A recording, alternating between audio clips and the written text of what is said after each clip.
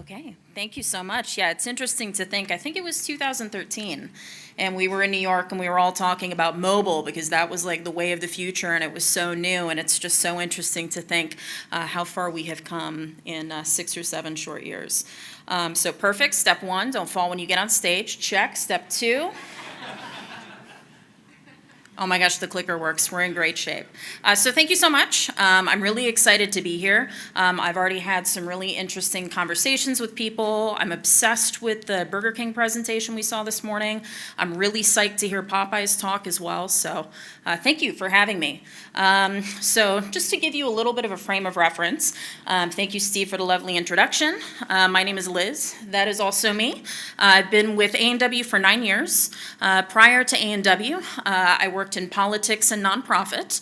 And it turns out that working for a franchisor is exactly the same thing as working in politics. So who knew? I was very well prepared.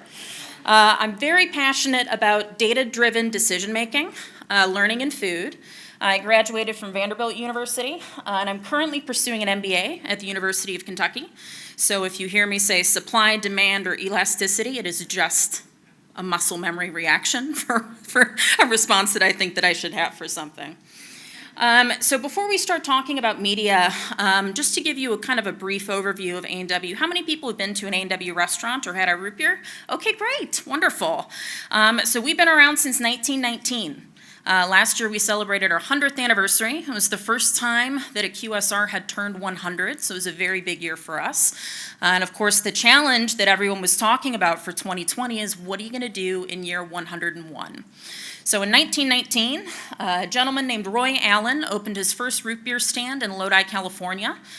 June 20th of 1919, and it coincided with a citywide party celebrating the homecoming of local World War I heroes. In 1921, Allen partnered with an employee named Frank Wright, and they leased their first 2 root beer stands to other operators so that they could expand into the Sacramento area. And this was around the same time that the partners coined the new name A&W for Allen and Wright. Prior to that, they were just known as root beer stands.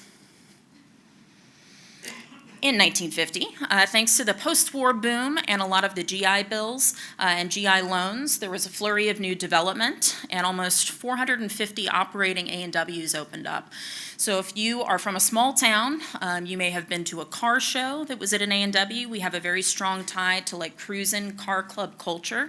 And this is really where it comes from. We were opened up on the side of highways. A lot of our traditional units were drive-ins. And so there's a very strong tie with that car culture and our brand. In 1966, we had more locations than McDonald's. 2,500 restaurants were open between 66 and 1972. And then in 2002, A&W was purchased by what was then Tricon, became Yum Brands, as part of their new co-branding strategy. So depending on what part of the country you currently live in, you may have seen an A&W with a KFC or an A&W with a Long John Silver's. We've got about 100 of each of those type of co-brands remaining from our previous ownership. And then in 2011, A&W was actually purchased by our franchise organization. So it's a little bit unique for the industry. We are technically owned by our franchisees. And so all of our decisions for the brand are made in tandem with them. I'm coming fresh off of a board meeting from last week, and we have a really great relationship with our NALFA board. But all of our decisions that we make when it comes to the brand, to our marketing, to really any of our efforts to grow the A&W brand are made with our franchisees and not in a bubble. So as of 2019, there are about 1,000 A&W restaurants in the U.S. and Southeast Asia. And in 2017, that was a big year for us as well because it was the first time in about 20 years that A&W had been actively franchising. So that's a new department that I've gotten to have some exposure to over the last year. Very interesting, franchise marketing versus consumer marketing. But if you know of anyone who would like to open an A&W, please do send them my way. We are selling. Okay, so enough history for now, but I think this is a nice piece of framework just to kind of align everything that we think about when we think about marketing. So for me, I'm our director of digital, so I'm very passionate about digital marketing, but really everything that we do is passed through this lens so that we can make sure that all of our efforts are aligned. We're a small team with a very modest budget, but it's really important to us to stay true to the brand, and because we are owned by our franchisees, it's only fair that we should be held accountable. So you'll probably hear that word a couple more times, accountability. And that's really where a lot of our cost per visit marketing originated from, and we're continuing to head in that direction. So we know that it's going to be very difficult for us to compete with brands that can afford to do value meals, that can have really low prices. We have some supply chain challenges as well when it comes to product, just because of where we're located. So for us, we really strive to have an authentic, organic experience. We want the service at our restaurants to be fantastic. We want the ambiance and the place to be really welcoming to our guests. And then we're moving in the direction of real fresh food. So probably the best concrete example of this is, as of a few years ago, if you go to any A&W in the United States, the root beer is made on premises. It's made on site. It's not bag and box. We've got this nifty little machine called an auto mixer, and our employees are actually making root beer on pretty much a daily basis. In some of our higher volume restaurants, it's actually more than one time a day. So if you've never had fresh root beer from an A&W, I would highly recommend that you check it out, because it really is a very quality product and you can really taste the difference. So when we think about marketing, we're 101 years old. So one of our challenges is that we have fans that span like every generation. Part of what I talked to our board about last week was I feel like we've been hammering the idea of millennials over and over again. Digital media and millennials, and digital marketing and millennials. Gen Z is now one of the consumer groups that we have to think about. So we want to do that without alienating our core consumer. Our bread and butter is still baby boomers. That was the generation that grew up with A&W. Anytime we travel and we have logo wear on, we'll see people at the airports. They talk about having first dates at A&W, their first job at A&W. The A&W in their small town was really the gathering place after high school sporting events and things like that. So we don't want to alienate those people, but it's 2020 and we have to evolve. So that's another piece of the framework and the lens that we look at all of our marketing initiatives through. So very exciting. As of 2019, 50% of our national advertising is now digital. And just to put that in a little bit better perspective, the first time we ever did any national digital advertising was 2014. I'm not going to tell you how much money we had. It was very, very small. I will be at a round table at noon, just as a side note, and I'm happy to give you actual figures and numbers. I will be very, very transparent when it is not being live streamed. But as of 2014, that was really the first time that we had done anything digital on a national level. And when I say that our budget was modest, that doesn't mean that our media budget was modest. It was production, it was the strategy, it was all of the creative, all of that had to come out of the same bucket. And so that was the first time that we had ever done anything online. And there was a couple of reasons behind that. One, everybody else was doing it, and we were sort of behind the times.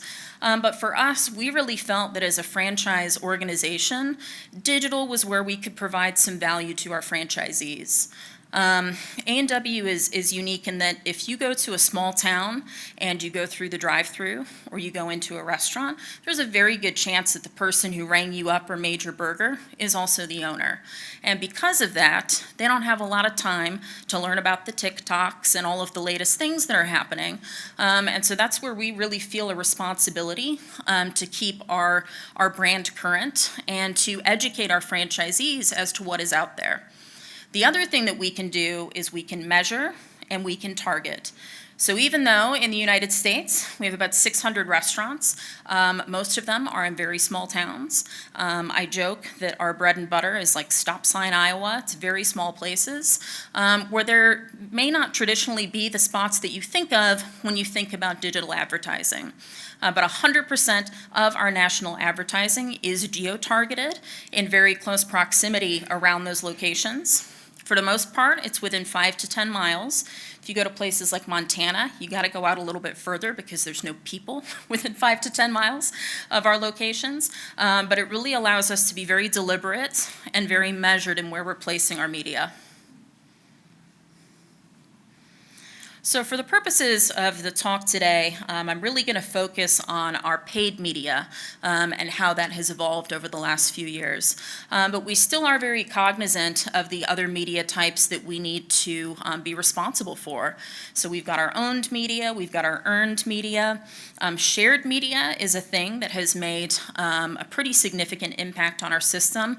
For a whole nother talk, I can talk about how we really cleaned up our online real estate in 2018 and 2019.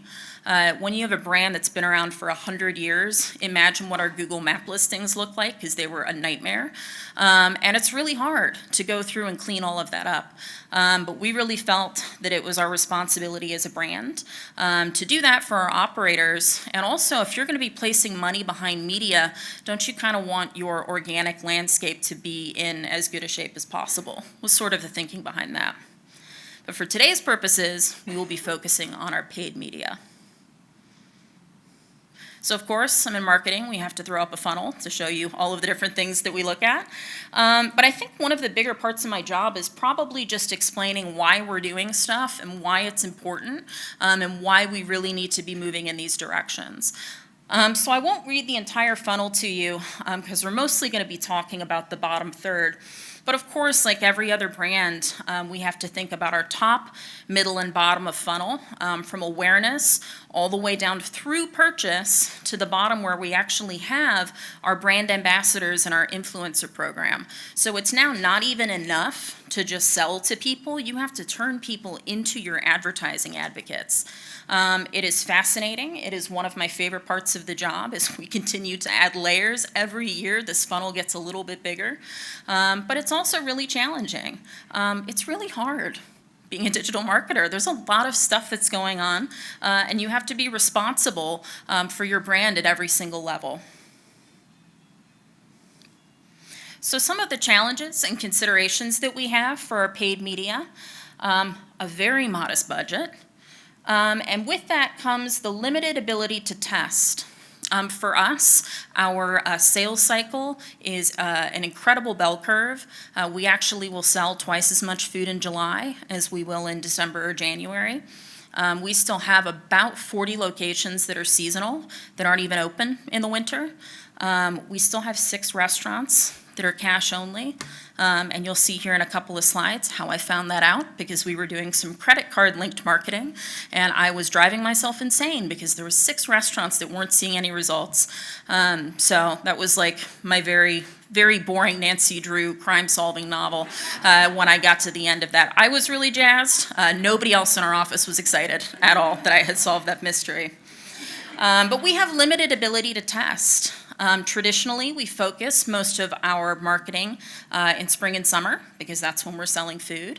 But because of that, we often have to wait 9 or 10 or 11 months to take some of our learnings and apply them to the next year. And as you know, with digital media, 9 or 10 months may as well be 9 or 10 years often. So for us, our test is also our campaign, and that brings its own fun, unique challenges. We have no centralized or unified POS. Like I said, we have 6 restaurants that are cash only. We have 1 restaurant that does not have a computer. I have not seen it, but I have heard multiple eyewitness accounts that this is true. And then we have everything up to the latest and greatest. So for us, we can't be limited by the fact that we don't have a centralized POS because that's simply not our reality. The other thing that we have to take into consideration is that we have multiple asset types. So from previous ownership, we still have about 100 restaurants that are co-branded with a KFC, about 100 restaurants that are co-branded with a Long John Silver's. And at KFC, we don't sell chicken because that's kind of their thing. And the same thing with Long John's. We don't sell any fish products in Long John's restaurants. So a lot of times, our promotional calendar is very fractured, and we might be selling 3 different things in 3 different asset types, and there's not really a rhyme or reason to geographically where these are located. So your budget is limited, you don't have the ability to test, and now you've got to promote 3 different things. So all of those are things that we have to keep in mind.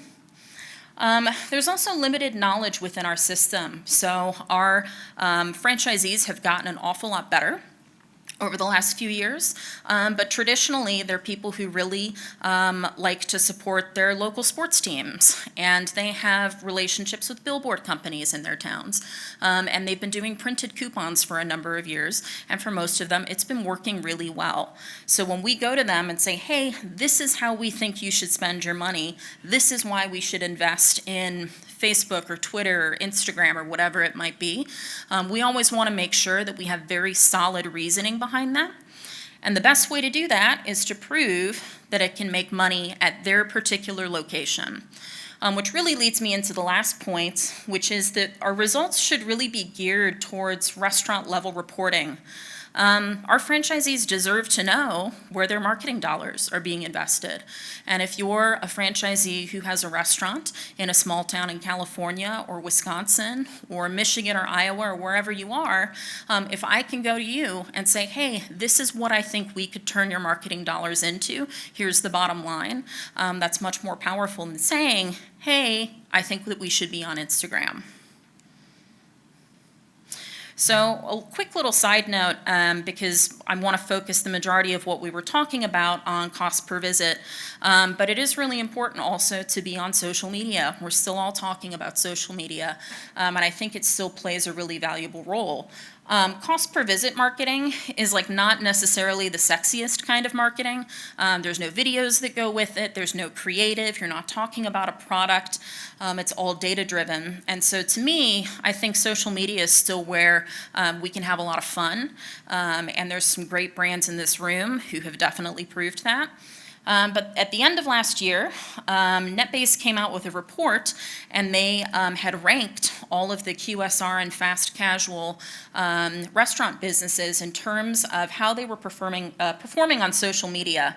And for us, we came in at number 1 for consumer brand sentiment. We were above Chick-fil-A. We were above Taco Bell. And for us, that was really, really powerful because we do all of our social media in-house. That's not outsourced. We don't run that through an agency. All of our consumer conversations that we're having are coming from the brand. And that's something that we really put a stake in the ground a number of years ago to say, hey, if anybody's going to be talking to our fans or our consumers about A&W, it should probably be A&W. So I always like to include this because I think that sometimes we can get a little bit overwhelmed by the amount of stuff to do and the amount of money that it takes. And quite often you can actually find some pretty successful results. It just takes time. So moving on to card-linked marketing. So the way that we got to our cost per visit platform really started in 2018. In 2017, I was at another Mediapost event, and I was presenting on what was going to be the way of the future for A&W's digital marketing. And we had done an experiment with some device ID targeting. And so we were able to actually track our consumers with their mobile devices when they were going to competitors, showing them A&W ads, and then showing that they came into a restaurant. And technically, it worked very well. The one thing that we didn't necessarily consider was that it was not a traffic driver. This was a data measurement tool, and no one cares how much data you're measuring if you're not making more money. So that was a lesson that we had learned. So we were really looking for something that we would be able to see on a per restaurant level that would show that for X amount of marketing dollars, this is what the return is. And so we did a very modest little pilot with a company called Cardlytics, and they are a true cost per visit platform. So if you have Bank of America, Chase Bank, Wells Fargo, or a number, I think they have 2,500 other banks that they work with, the offers section, when you log into your bank account, will show you things that you're probably interested in, and then a cash back offer if you use your credit card at those places. marketplaces. So Cardlytics is one of the companies that powers programs like that. So to be perfectly honest, I did not think that this was a super exciting program. I was not sure that a 5 or a 10% cashback offer on a $10 check would be that compelling. And fortunately, I was very wrong because it worked quite well. So one of the good things about card-linked marketing is that it's really what I consider to be a no-waste marketing effort. There's no merchandising or production needed. You need a logo, you need a couple lines of copy, and you need people to accept money for food at your locations. And those are really the only things that are standing in your way from executing a program like this. So there's no need to train staff. There's also no discounting that happens at the restaurant. All of this goes on behind the scenes, and all of the transaction information is handled between the consumer and the bank. The brand really doesn't have anything to do with it. The other great thing is that results can be measured on a regional, DMA, and per restaurant level, so that when our franchisees come to me and they say, hey, I invested X amount of dollars in this program, I can pull up a massive spreadsheet that I have right now and actually say, hey, in January, this is how much you made. In February, this is how much you made. And we can then start to draw some conclusions based on their sales, based on the other marketing efforts that they were doing, and really start to show some trends. The other thing, and maybe my favorite thing about card-linked marketing, is that you get actual real-time insight into your consumers. It's not just industry-level data. These are actually people who are going to an A&W. So last year, if you went to an A&W in January, there's a good chance we paid for that very first visit. But if you came back subsequent times throughout the year, we now have access to your purchasing habits without having to pay for those subsequent visits. So we get to learn super cool stuff like this. So for us, we work with very little data in terms of how frequently our consumers actually shop with us. Like I said, we don't have a unified POS system. We cannot see transaction level detail for the majority of our restaurants. So we have to go elsewhere to figure out how people are really interacting with our brand on a transactional level. So here you can see, this was a summation of all of 2019, and we found out that if you're a frequent A&W user, we're gonna see you about once every 40 days. You're coming in 5 times a year. And in terms of this card-linked marketing program, we spent just under 29% of the budget for that program on our heavy users.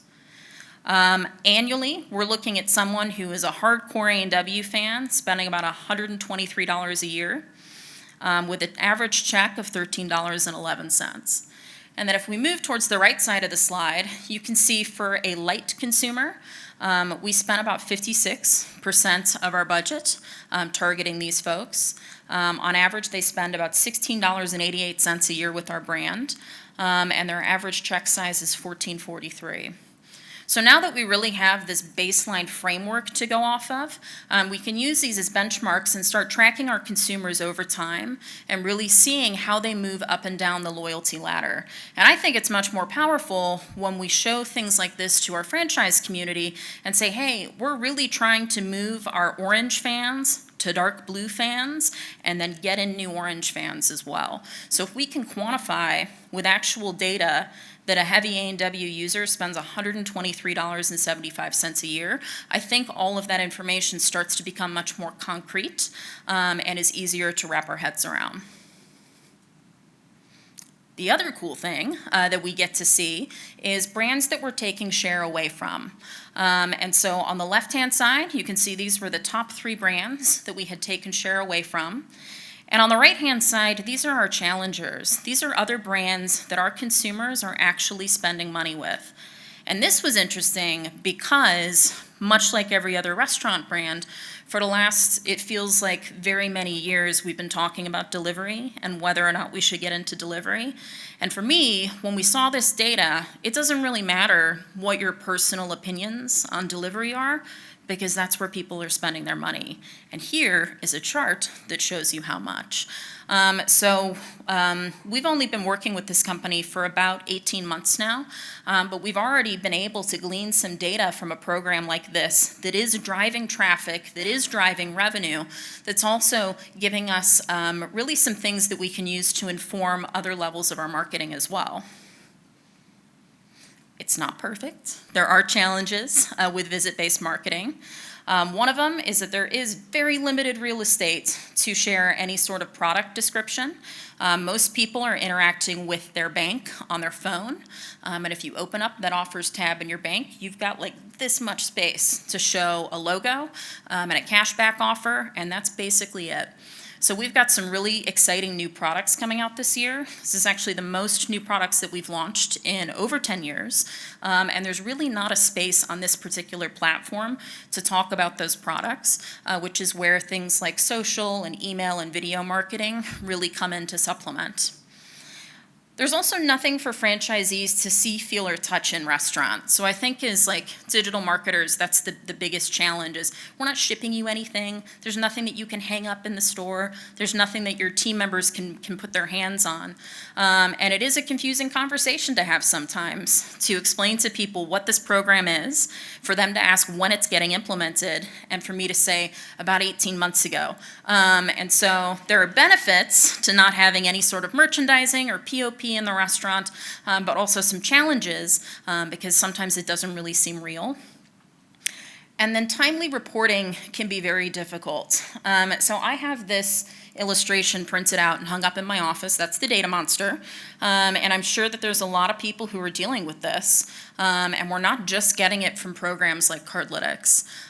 So one of our biggest challenges that we've given for ourselves for 2020 is how can we report all of this information in a more timely manner, not only to our field growth trainers, not only to our board members, but to our actual restaurant owners, so that they can make better informed decisions about the marketing that works for them. I have broken 3 different kinds of Excel. I've moved into Tableau because it's too much data. But we're starting to combine some of the visit-based metrics that we're getting with sales data, with some of the print coupon data that we're getting, to really try and build a more robust narrative around how all of these pieces are working together. So I think that's going to be a challenge that a lot of people are facing as we start collecting more and more data. We launched a delivery pilot about 2 weeks ago, and so I know that we'll be getting some more insights from that as well. But really, how do all of these pieces work together so that we're telling the best brand story and also using our dollars the most wisely?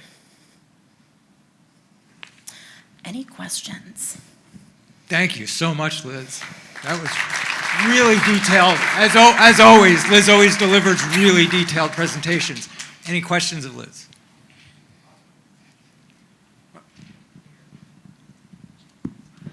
You mentioned cost per visit. Sorry, Mark Young, GSCV. I guess we are a sponsor. Go, 2 cents. Even better. You mentioned cost per visit. How are you guys? I didn't see any cost per visit metrics. I am happy to share that at the roundtable. Roundtable. Okay. I will tell you that we got. I'll share ours too, so it's good. About a 16-to-1 ROAS, nice. Which was the highest that we'd seen. For us, if we can get a new consumer in our restaurant for $1.75 or less, that tracks. We can make money on those particular visits, depending on how much the program costs. And so for us to be able to see, this is how much on average it costs for a new consumer to come in versus a lapsed consumer, and then we can start drawing some information and conclusions from those. Perfect, thanks.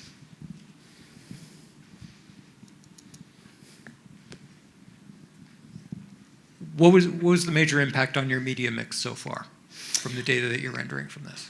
Well, for 2020, I can share that the majority of our digital media budget, it's about 75% of our overall media budget, is going towards card-linked marketing.